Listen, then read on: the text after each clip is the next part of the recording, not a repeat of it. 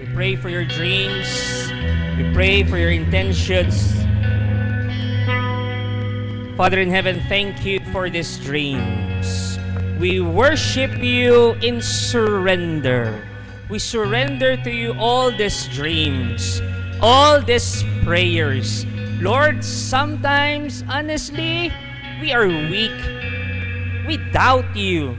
But Lord, as we journey towards these dreams, these prayers, grant us the grace to trust you even more and to trust your perfect timing because you are a loving and all-knowing, generous God. And this we declare, we pray that our dreams will come true. In Jesus' name, amen and amen. Today, I receive all of God's love for me. Today, I open myself to the unbounded, limitless, overflowing abundance of God's universe. Today, I open myself to God's blessings, healing, and miracles. Today, I open myself to God's Word, so I become more like Jesus every day. Today, I proclaim that I am God's beloved. I am God's servant. I am God's powerful champion. And because I am blessing the world. In Jesus' name, amen and amen. Welcome to Feast Dagupan! Thank you for coming. Thank you for joining us today. You know that Jesus is smiling. Yung smile na yan, I want you to go around and tell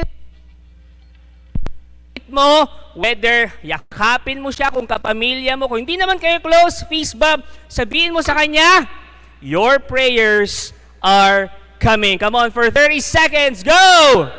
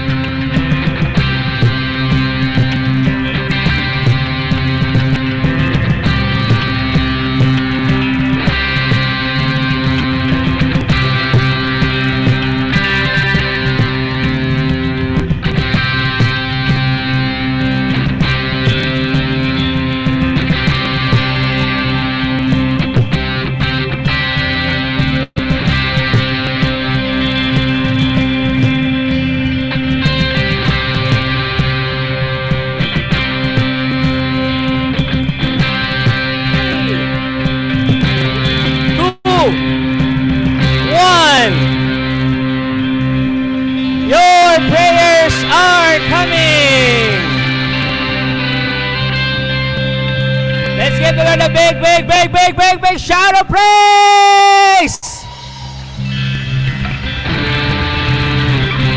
My name is Brother Bars Lumibaw. I am your servant leader sa Feast Dagupan, and I lead all the feasts in Pangasinan, and I am just so thankful, grateful, and blessed na nandito po kayo ngayong hapong ito or ngayong umagang ito. Again, meron po ba mga first-timers dito? Huwag po kayo maiyak. Taas lang pong kamay. Hindi po namin po yung paglilibrihin. Welcome, first-timers! Yan. Thank you, welcome. After the feast, magkita po tayo dito sa may gilid, and we will welcome you and we will pray for you. Okay? And now, for those naman who are watching online, kung first-timer po kayo joining us sa Feast at Home Dagupan, I want you to comment #first-timer and your location. This is now your family. Whether you like it or you will love it.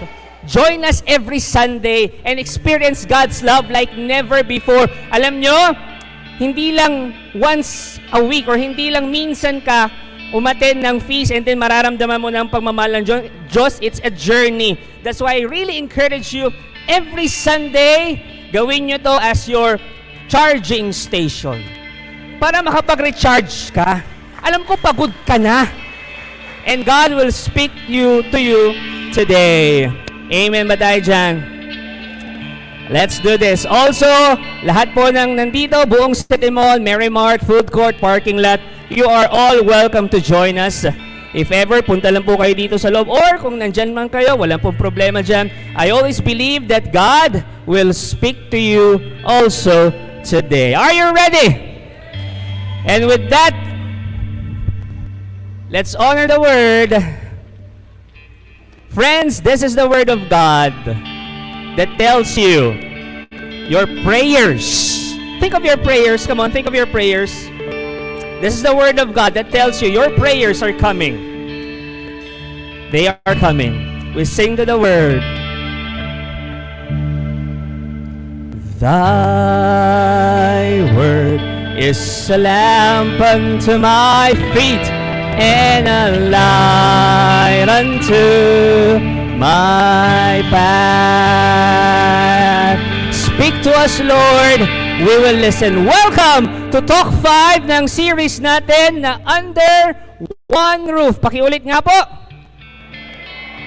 Talk 5 is entitled Small Family, Big Family. Tataka kayo, anong ibig sabihin ng small family, big family niyan? Mamaya po, pag-uusapan natin yan. And our one big powerful message is this. Are you ready? Kahit ito lang maalala ninyo, okay na kami. God is bringing your family into His family. Diba? Umpisa pa lang, ang tindi na. Sabihin nyo, ang tindi. Ang tindi na ng message ni Lord sa inyo. God is bringing your family into His family. Makipag-appear ka sa 5 tao, sabihin mo, God is bringing your family into His family.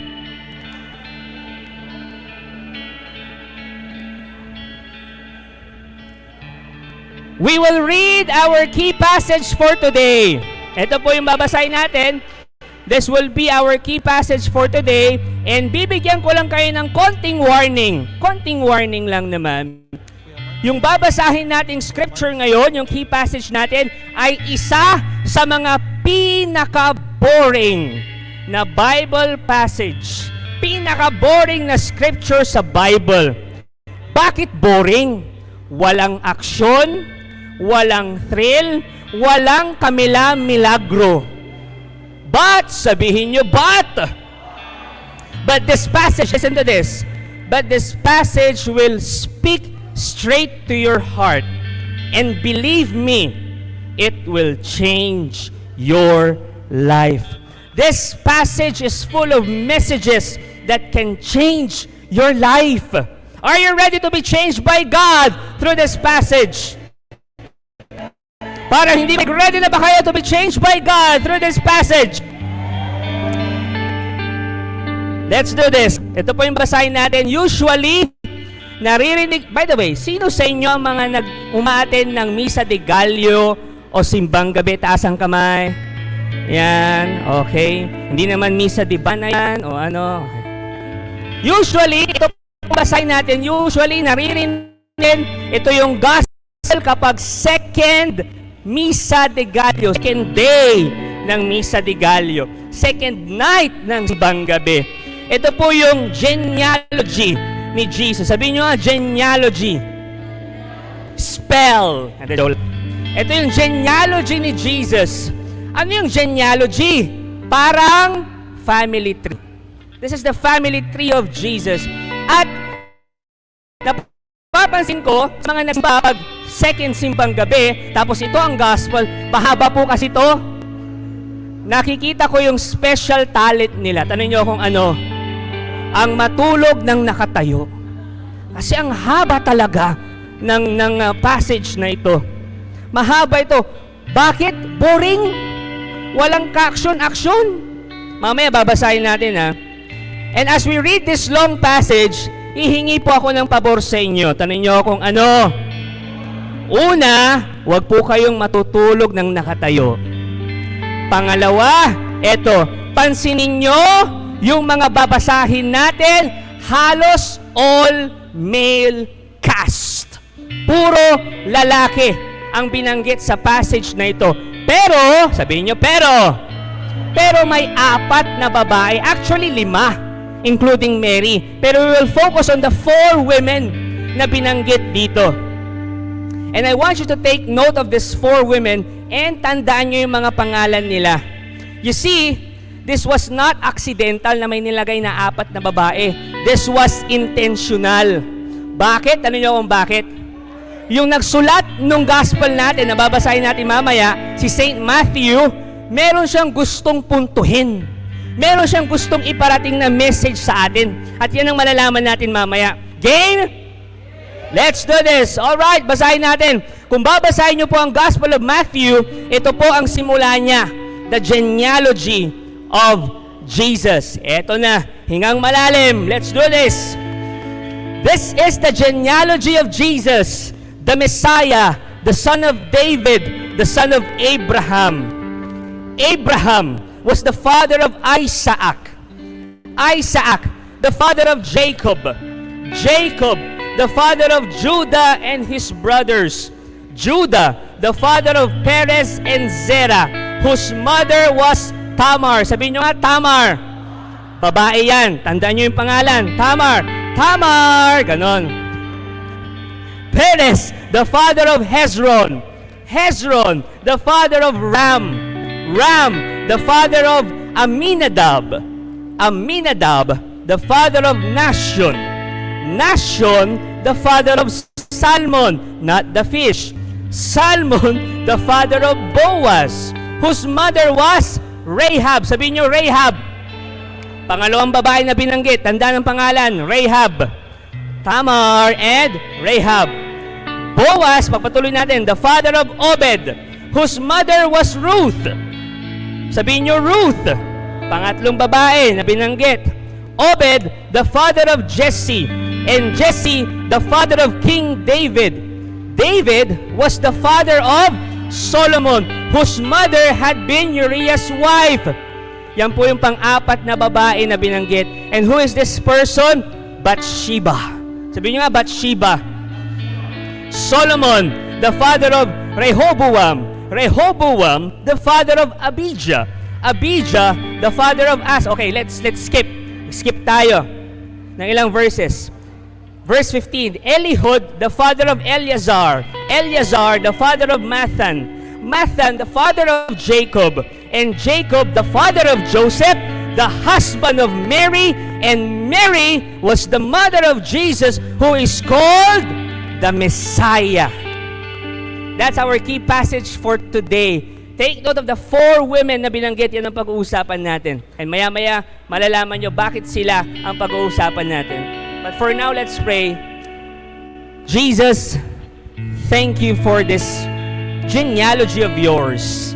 Ipinapakita lang na kahit hindi perfect yung pamilya nyo, may lumabas na maganda. Same is true with us. Kahit hindi perfect ang pamilya namin, kahit makasalanan ng pamilya namin, we always believe that something good will come out to this family.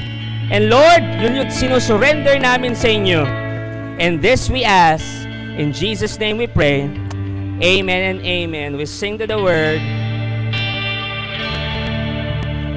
Thy word is a lamp unto my feet, and a light unto my path.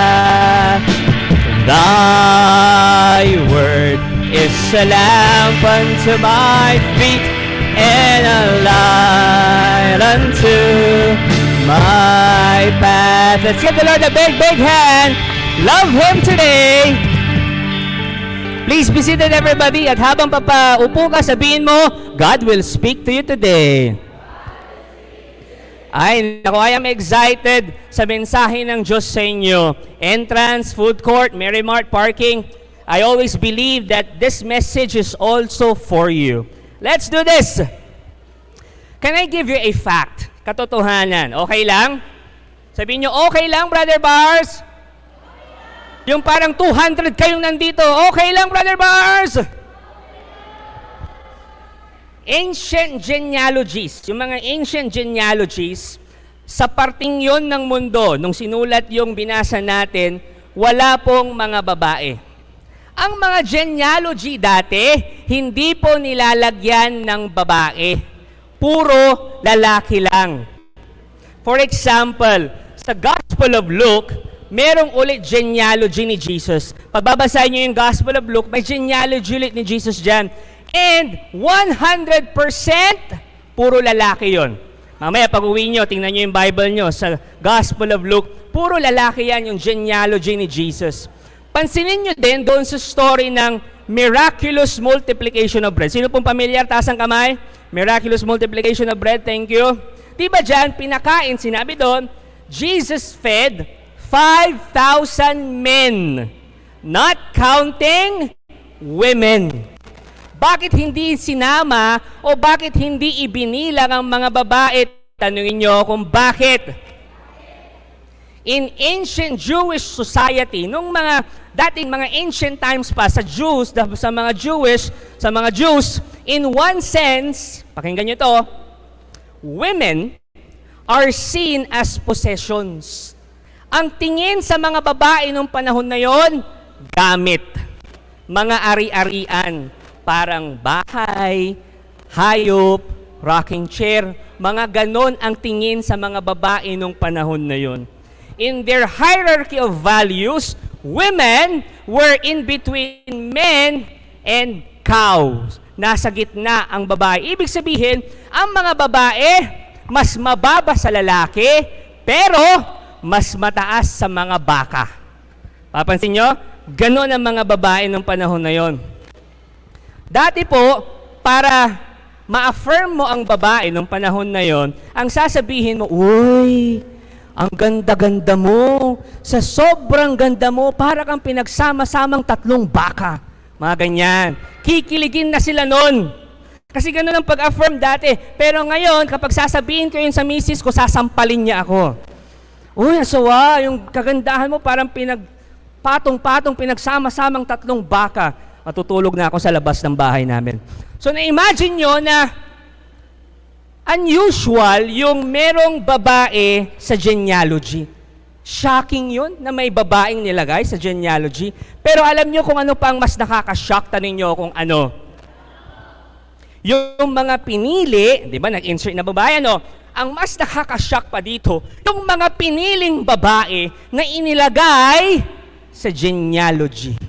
Inilagay ni Matthew sa listahan na yan. Mas nakaka-shock yun. Tanong nyo kung bakit? Eto na, i-explain na namin sa inyo.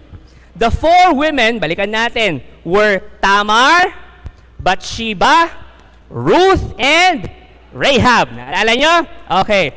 Yung mga biography ng mga ito, ang titindi. Sabihin nyo, ang titindi. Ang tindi nga ng boses niya. Isa pa. 1, 2, 3, go. Ang titindi. Yan. Yung mga profile nila ang titindi, pero for the wrong reasons. Si Tamar slept with his father-in-law. Si Rahab, isang prostitute. Ruth was a Moabite widow.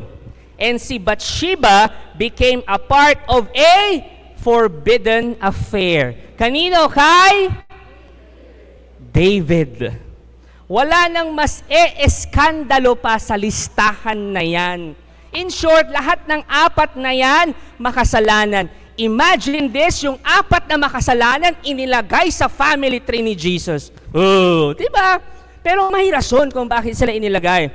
Wala nang mas eskandalo pa sa listahan na yan. At mas lalong interesting ang listahan na yan dahil itong 4 na yan, puro foreigners. Or at least consider na foreigner. Brother Bars, anong ibig mong sabing foreigner? Si Jesus, Jew. Itong mga hindi yan mga Hudyo. So hindi sila kalahi talaga. Foreigners. Nasusundan nyo, ho? Now, the Jew, yung mga Hudyo, saw themselves as God's favorites. Diba? Kami yung chosen people ng Diyos. Yan yung tingin ng mga Jews, diba? And everyone else na hindi Hudyo, mas mababa na sa kanila.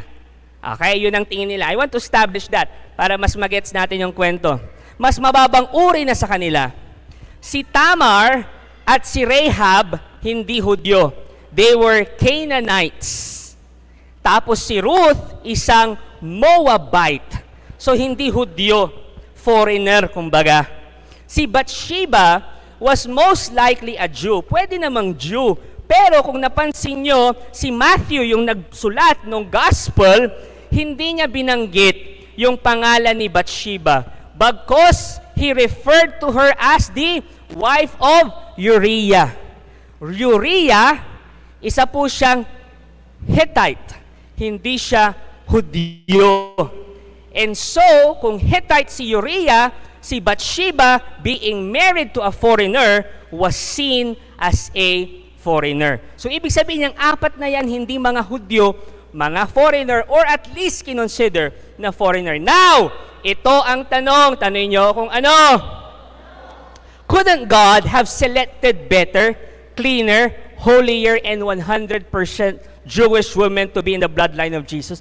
Pwede naman bang ang pinili na lang ni Jesus na ilagay sa bloodline niya, sa family tree niya, sa genealogy niya, yung mga malilinis, mga holy, 100% na Hudyo, hindi foreigner? Pwede naman yun, di ba?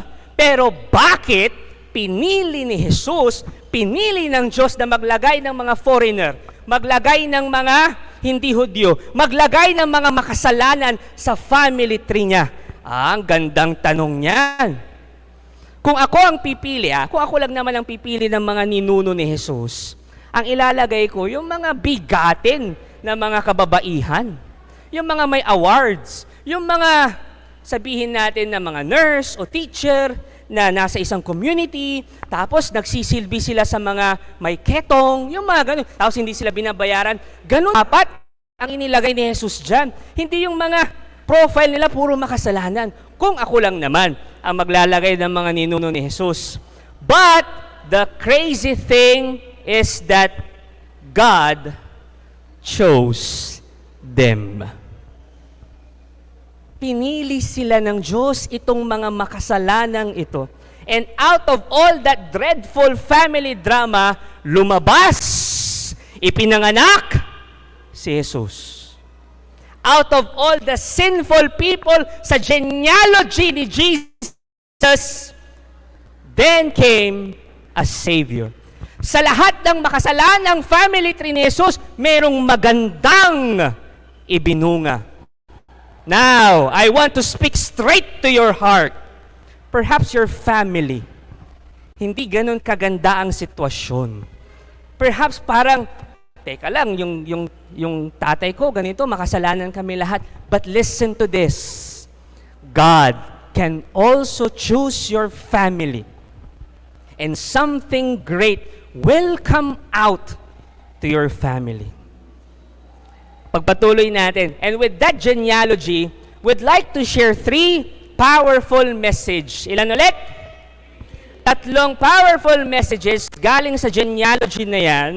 And I want you to, gusto nyo isulat nyo, because these 3 messages, believe me, will change not just your life, but also your family life. Ready na ba kayo? Kung ready na kayo, sabihin nyo, ready na, Brother Bars! Kung ready na kayo, I will give now the floor to my co-preacher. Please give a warm feast, dagupan clap to Brother Cedric Baranda. Gusto mong gumamit?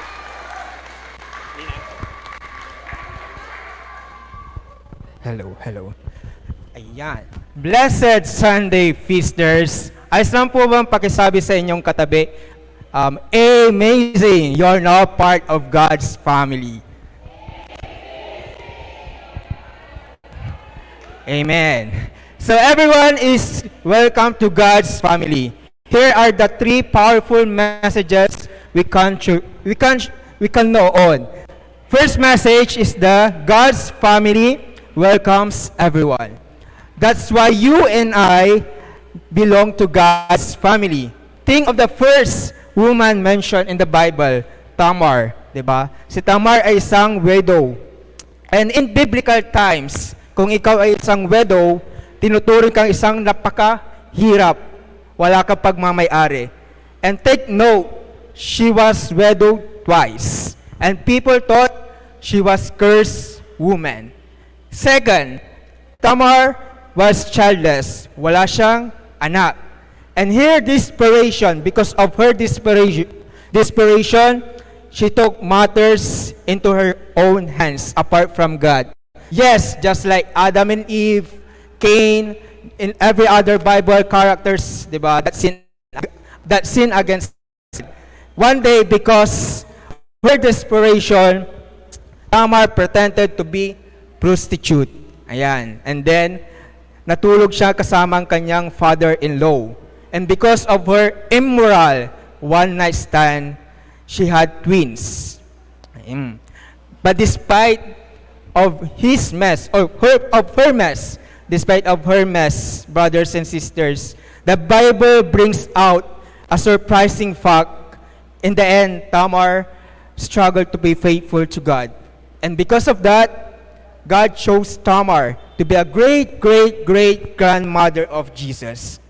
If God welcomed Tamar to His family, God can us too. Ayan. Second message, God can heal the messiest families. Jesus can redeem the worst families, brothers and sisters, and the worst family histories.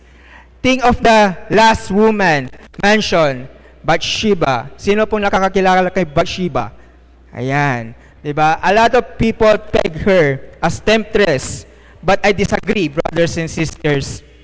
If you read the full passage of the Bible and understand the historical text, Bathsheba was more of the victim. And it will not be easy to say no to the most powerful man in the land, which is King David. Diba? Very demure, very mindful, and very deceitful King David. Diba? And soon, this King David, brothers and sisters, kills your husband ni Bathsheba. And you now carry the child of your husband, murderers. What a mess, 'di ba? Sobrang messy ng life story ni Bathsheba, and your life is torn upside down. So sino pong nakaka-relate, brothers and sisters? Ayan. Yet in the end, God still made Bathsheba a part of the bloodline of Jesus. She became to the great-great-great-great-grandmother of Jesus. Friend, or brothers and sisters, is your own family life messy too? Here's the thing, and listen to this, brothers and sisters. He doesn't have a perfect instrument in all creation. Walang perfectong instrumento si Lord. But God can work miracles in our mess, in our brokenness. God can heal your family. Brother Bars? Let's give a big hand to Brother Cedric. Thank you, bro. Again, our one big powerful message is this: God is bringing your family into God's family. Pakisabi nga ulit sa katabi niyo yun.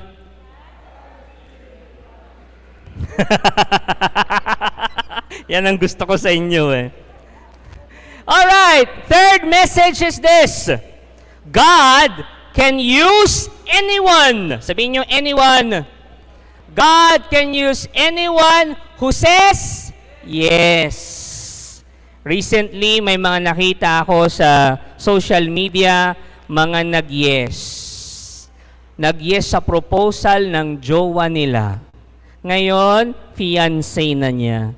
Nung nag-yes siya, napansin ko sa mga babae, kinikilig. Tayo kaya, pag mag-yes tayo kay Lord, kasi ang tagal na niya tayong nililigawan, ang tanong, unang tanong, mag-yes ka ba? At kapag nag-yes ka, kikiligin ka ba? O matatakot ka? Something to reflect on. Pakisabi ulit sa katabi mo, God can use anyone who says yes. Come on! Pag-usapan natin si Rahab. Nung si Joshua, balikan natin yung kwento ni Rahab. Nung si Joshua, the leader nung panahon na yon, after ni Moses, nagpadala ng mga spies, ng mga espiya sa Jericho para tignan para manmanan yung lugar. So nagpadala siya ng mga spies doon. Doon sa Jericho, si Rahab nandoon. Bakit? Tanong niyo kung bakit? Kasi doon siya nakatira. Ganun lang kasimple yon. Si Rahab nandoon nung nagpadala ng spies si Joshua sa Jericho. At kahit na foreigner, quote and quote, kahit na foreigner si Rahab, hindi siya Hudyo tulad nila Joshua at yung mga spies, kahit na foreigner si Rahab, tinulungan pa rin niya sila Joshua. Take note po ha, yung tinulungan ni Rahab, mga Israelites, mga Jews, hindi niya kalahi. These are God's chosen people, yung mga Israelites. Yung tinulungan ng isang prostitute, isang makasalanan na si Rahab. Isipin niyo po to my dear Feast the Gupan family. Sa libo-libo ng tao sa Jericho, ang pinili ng Diyos para tumulong sa kanyang God, sa kanyang chosen people, ay isang prostitute. Isang makasalanan. Just think of it. Ang daming tao sa Jericho Pero ang pinili ng Diyos na tumulong sa chosen people niya, isang prostitute. Isang makasalanan. Yung buong story niyan, mababasa nyo sa Bible. Mamaya, pag-uwi nyo ng bahay, Joshua chapter 2, verses 1 to 12. Basahin nyo na lang. Now, but let me summarize this story. Okay lang, isummarize ko na. This story has two simple points. Ilan ulit? First point, God chose Rahab. Yan ang summary nung kwento. God chose Rahab. Second point is this. Rahab said yes. I want you to think of that. God chose a makasalanan, a sinner, a prostitute. And the makasalanan and the prostitute, Rahab, said yes. Yun na yun. Yun na yung summary ng kwento ni Rahab. Totoo po, God can use anyone. Even the pinakamakasalanang tao sa mundo, God can use anyone who says yes. Imagine niyo to what if Rahab, sinabi niya nung pinili siya ng Diyos, ayoko, humindi. What if si Rahab sabi niya, Lord, wag ako. Hindi ako, Lord. Ang dami kong mga nagawang kasalanan. Yung kapitbahay ko na lang si Lisa. Ayan, si Lisa, nagsisimba lagi yan. Umaatin ng feast every Sunday. Ang kinakanta niyan, mga worship song, feast worship songs, siya na lang ang gamitin mo, Lord. Wag ako, makasalanan ako, marumi ako. Siya, ang disente niyang manamit. Ako, hindi tulad ko, naka-miniskirt. Siya na lang. Tsaka, Lord, si Lisa na lang, wag ako. Kasi si Lisa, wala pang dumaang mga lalaki sa kanya. Sa akin, Lord, 3,000 plus na ang dumaan na lalaki. Si Lisa na lang, wag ako. Wag na ako ang piliin mo, Lord. Siya na lang. Imagine niyo pag ganun. Now listen to this. Perhaps right now, ganun din ang sinasabi mo. Baka iniisip mo na, Lord, wag na lang ako ang gamitin mo. O baka sinasabi mo sa sarili mo, hindi ako worthy. Marumi pa ako. Makasalanan pa ako. Marami pa akong anger issues. Marami pa akong addictions. Makasalanan pa ako. Lilinisin ko muna, Lord, yung mga nagawa kong kasalanan bago mo ko gamitin. Perhaps some of you, ganun ang iniisip. Tsaka, Lord, tsaka na muna ako magsaserve. Makasalanan pa ako. Hindi ko pa mag-give up yung favorite kong kasalanan. Tsaka na muna rin ako aatin ng feast. Kasi ginagawa ko pa to makasalanan pa ako Kung ganyan ang nasa isip nyo, listen very carefully kayo ang kausap ko. Listen very carefully. That's not how God operates. Pakinggan nyo to. You cannot clean up your act on your own. Hindi mo kayang linisin ang sarili mo na ikaw lang. Na mag-isa lang. Hindi mo kayang i-purify ang sarili mo na ikaw lang. You need God. Pakisabi sa katabi mo, you need God. Sabihin mo, I need God. You just give yourself to Him, and both you and God will clean you up. Believe me, yung sasabihin mo na, tsaka na ako atin ng feast, makasalanan pa ako, linisin ko muna ang sarili ko. Hindi mangyayari yon. Hindi mo kaya yon.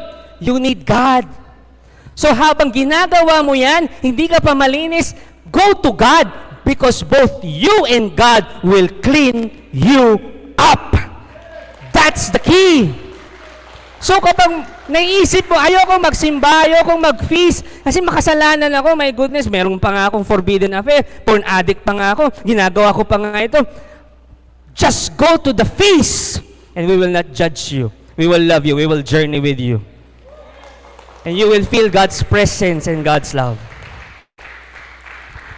And God will clean you up. Kapatid, listen to this. Ikaw ang kausap ko. Sa tingin mo ba, may kahiya-hiya kang nagawa? Sa tingin mo ba, ang dami mo nang nagawang pagkakamali? Ikaw ang kausap ko, ikaw lang, wala nang iba. Ang dami-dami mo nang nagawang mali. O kaya, you look down on yourself because of your sins. Listen to this, pakinggan mo to. Huwag mong palagpasin. Open your heart to this message. Pakinggan mo to. God knows you more than you know yourself.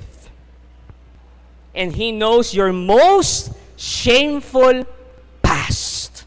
Yung kahiya-hiya mong nagawa at past, alam niya yan. Even the detalye, bawat detalye, alam niya yan.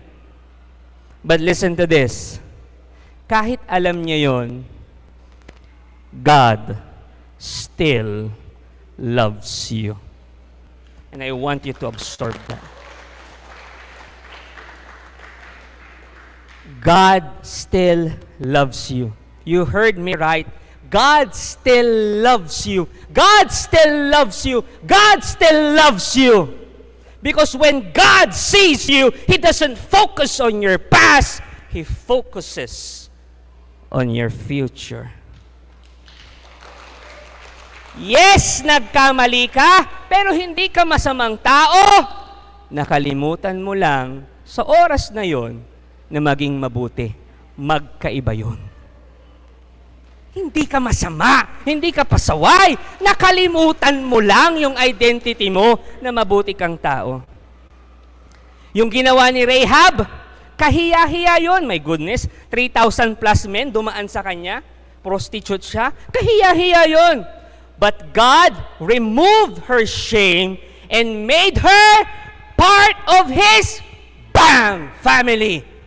Kahit kahiya-hiya yung ginawa niya, God still chose her to be part of His family tree, to be part of His genealogy. Bakit? Tanungin niyo akong bakit?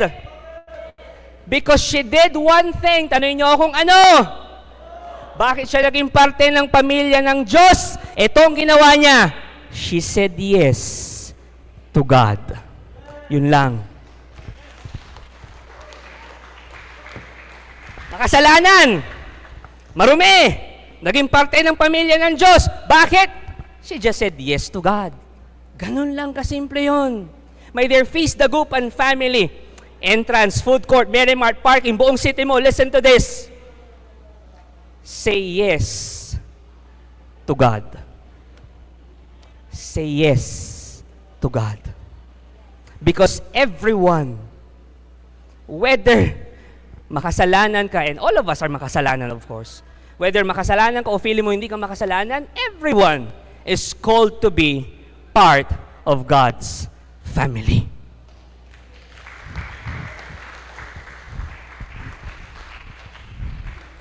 Everyone. Everyone. Pero alam nyo, may mga Bible passages na para bang opposite o taliwas doon sa una kong mga sinabi. For example, ito, when Jesus sent the 12 apostles on a mission, parang naging selective o choosy ata si Jesus. Parang ito, pakita natin, choosy. Accept mo na, choosy ka pa eh. Wala ka namang jowa. Si Jesus, parang naging choosy. Si Jesus, parang naging racist ata. Kasi sabi niya, basahin natin do not go among the Gentiles or enter any town of the Samaritans. Go rather to the lost sheep of Israel. As you go, proclaim this message, the kingdom of heaven has come near. Teka lang, Brother Bars, bakit hindi niya pinapapunta sa town ng Samaritans, sa mga Gentiles? Bakit puro taga-Israel lang? Parang choosy ata si Lord. Parang racist ata. It's a valid question. But this was not a matter of prejudice but progression. Sabihin niyo progression. It was strategic. Sabihin niyo strategic. May plano. Ito po, nasa phase 1 pa lang sila ng misyon. At ano yung phase 1? Tanong niyo kung ano? Proclaiming the kingdom of God to Israel. Within the family of Israel. That is phase 1.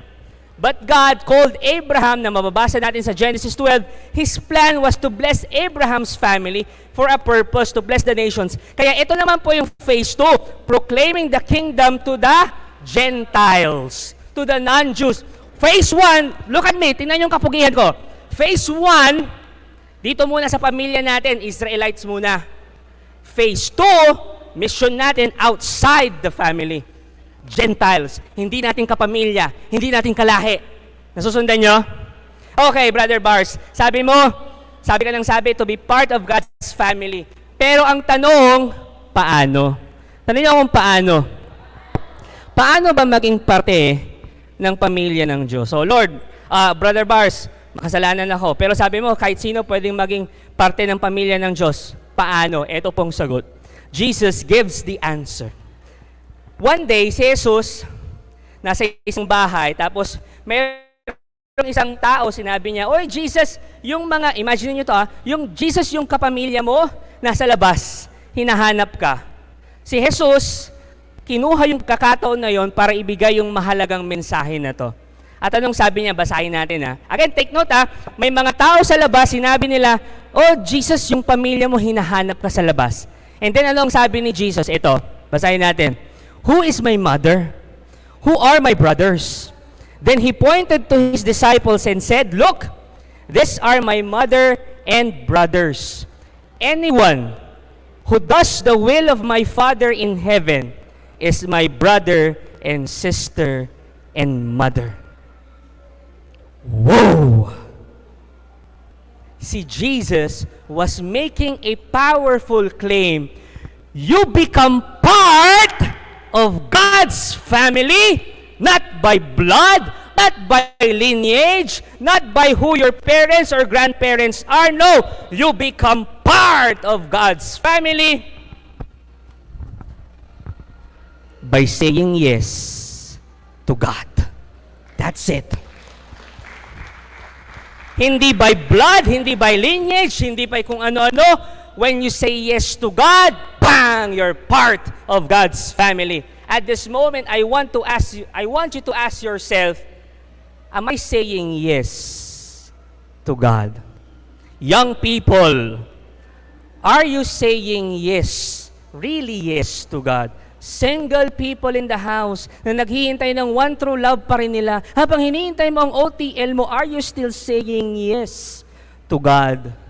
Couples, kahit ba nag-aaway-aaway na kayo, hindi kayo nagkakaintindihan, do you still say yes to God? Because when you say yes to God, you become part of His family. Now, balikan natin yung nabanggit kong phases kanina. Remember? Yung phase 1, ano yung phase 1? Proclaiming the kingdom to Israel. Phase 2 is proclaiming the kingdom to Gentiles. Now, how can we relate this to our families? Tanong nyo kung paano. Phase 1 is proclaiming the kingdom to Israel. Ang ibig sabihin niyan, proclaiming God into your family. That is phase 1. Sa inyong magkakapamilya, pinoproclaim mo, sinishare mo ang pangmamahal ng Diyos. Now ang tanong, how are you proclaiming the kingdom of God to your family? Ikaw ang kausap ko. Ask yourself, By the way, as I share this sa inyo, okay lang po ba na you look and assess your life kung nagagawa natin yung dalawang phases na to? Huwag lang kayong makinig. Tignan nyo yung buhay nyo. Kung nagagawa nyo yung mga phases na to and assess your life. Okay lang po ba? Okay. Phase 1 is proclaiming God to your family. Inside your family. Are you proclaiming God inside your family? And if you are proclaiming God inside your family, how do you proclaim God inside your family? Here's the lesson. Before God sends you out to the world to proclaim Him to His people, He will send you first to your family. Family muna. Kaya nga dito sa feast, our first ministry is our family. Not the feast. It's our family. May isang missionary, ang sabi niya, alam mo, Brother Bars, hindi sa Afghanistan, hindi sa North Korea ang pinakamahirap na mission field. Ang pinakamahirap na mission field, alam niyo kung saan? Tanong niyo kung saan? Sa ating pamilya. Ang hirap. Madaling mag-share lang tungkol sa pagmamahal ng Diyos sa Afghanistan, North Korea. Pero aminin natin, ang hirap mag-share ng tungkol kay Jesus sa pamilya natin. Yun ang pinakamahirap. Alam niyo kung bakit mahirap? Tanong niyo kung bakit. Kasi merong tatlong obvious na rason. And tignan niyo yung tatlong rason ito, baka nakaka-relate kayo. Kung sa tingin niyo, isa pa dito sa mga rason na to yung rason kung bakit hindi ko ma-proclaim sa pamilya ko yung pagmamahal ng Diyos. Eto. First reason is this, too much familiarity. Kaya hindi mo ma-share si Jesus ang pagmamahal ng Diyos sa pamilya mo because too much familiarity. Nahihirapan ang karamihan sa atin na i-share si Jesus sa pamilya natin kasi kilala tayo. Alam nila yung tungkol sa'yo. Alam nila yung nakaraan mo. Alam nila yung kasalanan na ginawa mo. Alam nila yung kahinaan mo. Alam nila yung kapalpakan mo. Tapos isang araw sasabihin mo, uy, love kayo ni Jesus. Ang makukuha mong reaction, di nga. Kala mo kung sinong palablablab Jesus. Kahapon lang, nung last year lang, ganyan. Nasusundan nyo? Too much familiarity. Relate? They see you as the person you were. Yung dating ikaw, instead of seeing the new person in you, yung bagong ikaw. Kaya hindi mo ma-share kasi, teka lang, kilala nila ako, dati akong porn addict dati akong tapos sasabihin ko, uy, bahal kayo ni Lord. Wag na lang, ayokong i-share si Jesus sa pamilya ko, dito na lang, sa labas, sa City Mall na lang. Ang susundan nyo, that's the first one. Second reason is this, too much awkwardness. Sabihin nyo nga, awkward. May mga pamilya na para sa kanila, awkward pag-usapan ang tungkol sa Diyos. May mga pamilya na para sa kanila, awkward pag-usapan ang tungkol sa pagmamahal. Para sa kanila, corny yun. Kaya walang deep conversations doon. At dahil doon, hindi rin nila na-express ang pagmamahal nila sa bawat isa. Kasi nga, corny. Pag nag-express ka ng pagmamahal mo at sinabi mo mahal ka ni Lord, corny, awkward. So wag ka na lang mag-mission sa pamilya mo. Doon na lang tayo sa City Mall. Susundan niyo ako? First one, too much familiarity. Second, too much awkwardness. Last reason is this, too much baggage. Sabihin niyo nga, baggage. Ito yung panahon na, ito yung times na nasaktan ka ng pamilya mo. At dahil nasaktan ka ng pamilya mo, nag-create ng malaking wall sa'yo tsaka sa pamilya mo. Dahil may malaking wall na yan, baon-baon mo pa rin yung sakit, hindi mo i-share ang pagmamahal ng Diyos sa kanila. Nasusundan niyo ako? Too much baggage. So tingnan nyo mabuti, baka nakaka-relate kayo doon sa tatlong rason kung bakit hindi nyo ma-share ang pagmamahal ng Diyos sa pamilya ninyo. Doon sa tatlo, saan kayo mas relate? You ask yourself, assess yourself. Opo, mahirap i-share ang pagmamahal ng Diyos sa sarili nating pamilya. Pwede tayong ma-reject, pwede tayong pagtawanan, pwede ngang isipin pa nga nila, siraulo tayo Pwede mangyari yon. But listen to this, even Jesus, even Jesus himself experienced experienced rejection from his own Jewish family. Siya din, na-experience siyang rejection.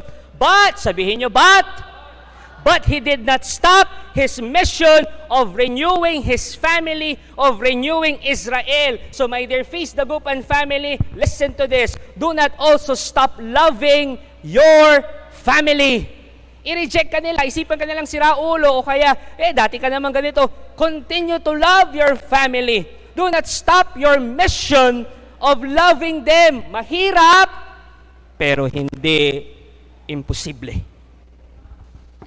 And I would like to speak straight to the fathers in the house. My goodness, tatay, manguna kayo. Manguna kayo. Sa pag-share ng pagmamahal ng Diyos, hindi corny yan. Believe me. I am praying for you in this mission.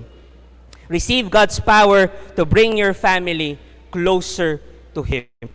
Phase 1, proclaiming God into your family. Phase 2, proclaiming God to the Gentiles. Ibig sabihin, yung Gentiles, hindi kalahin ng Israel, proclaiming God outside your family.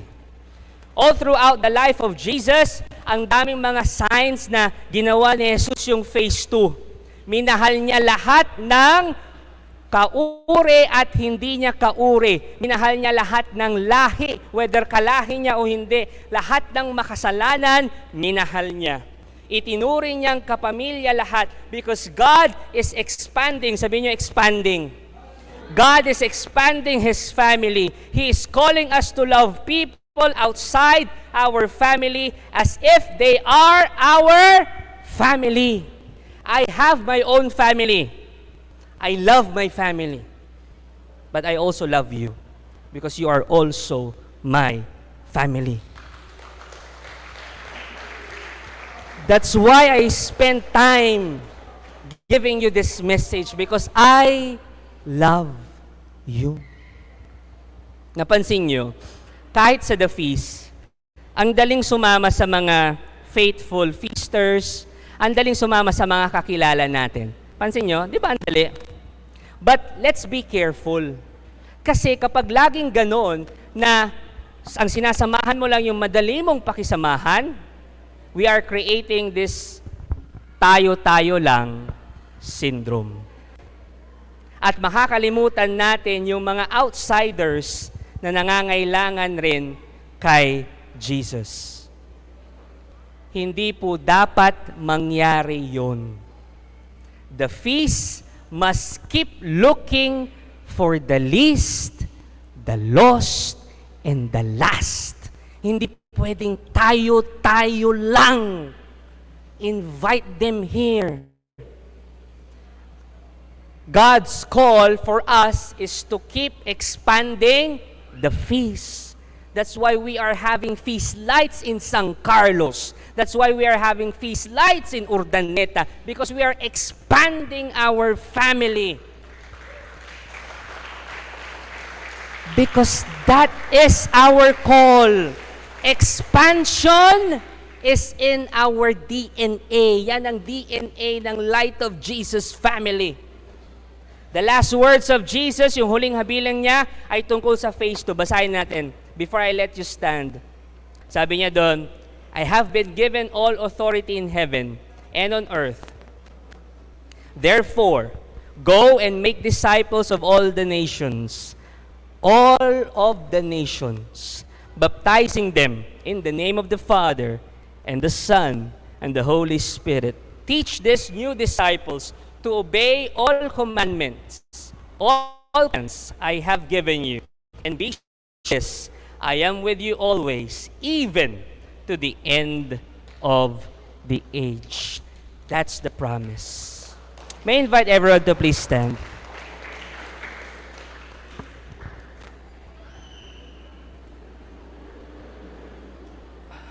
As we come into worship today, I want you to, if you are beside your family members, I want you to just hug them, embrace them. Come on. If you are with your family members, makikita ko na kung ano yung rason nyo, kung awkwardness ba, familiarity, o baggage. If you are with your family members, hug them. Because I want to pray for you also. And as you embrace your family,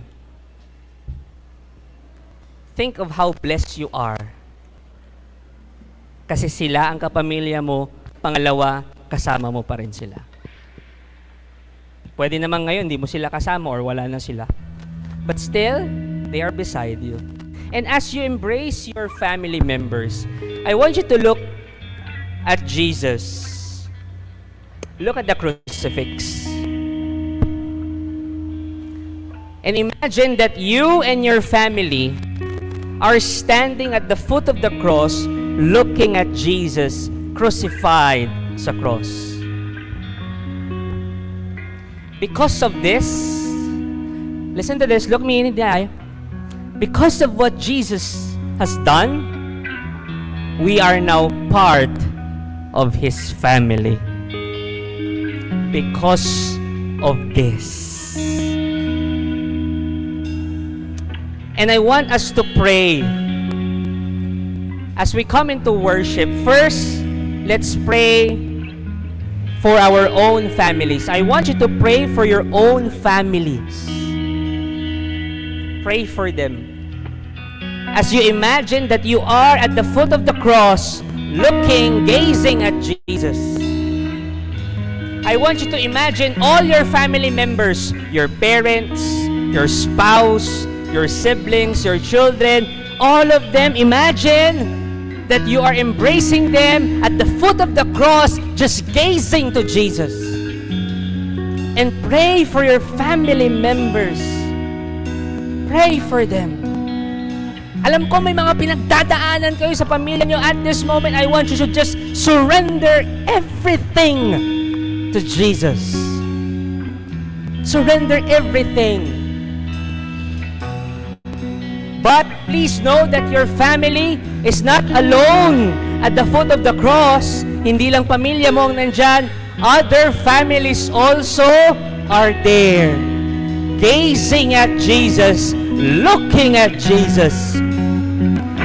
Because your family was never designed na solo lang. Your family belongs to a family of families. This is what God wants. Yan ang gusto ng Diyos.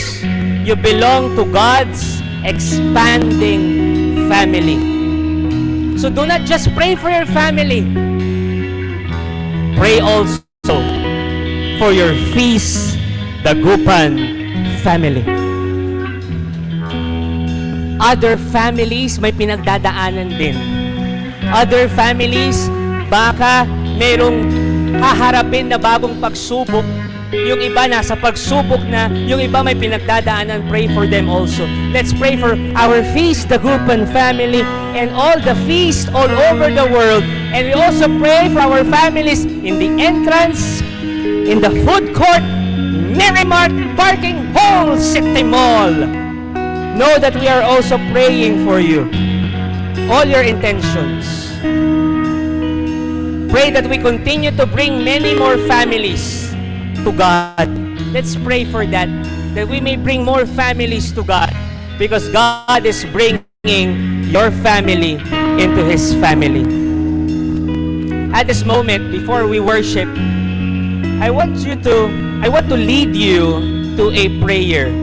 This prayer is called Healing Our Family Tree Prayer. Our family tree, it's not perfect. But in this prayer, we want to pray for healing. Do we have our exorcism cross? May I borrow? We will pray this prayer. Sabay-sabay tayo. And I will just lead you. It will be flashing the screen. I hope makita ninyo. Pero if not, okay lang. Just sabayan nyo lang kami using your hearts. This is, again, we pray for healing for our whole family tree. Of all the generational sins na nandyan, we will pray for healing. As we are in the foot of the cross, all together we pray. Heavenly Father, I come before you as your child, in great need of your help. I have physical health needs, emotional needs, spiritual needs, and interpersonal needs.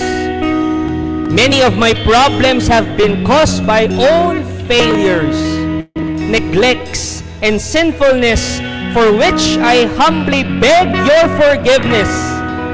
But I also ask you to forgive the sins of my ancestors, whose failures have left their effects on me in the form of unwanted tendencies, behavior patterns, and defects in body, mind, and spirit. Heal me, Lord, of all these disorders. With your help, I sincerely forgive everyone, especially living or dead members of my family tree who have directly offended me or my loved ones in any way, or those whose sins have resulted in our present sufferings and disorders. In the name of your divine Son, Jesus, and in the power of the Holy Spirit, I ask you, Father, to deliver me and my entire family tree from the influence of the evil one.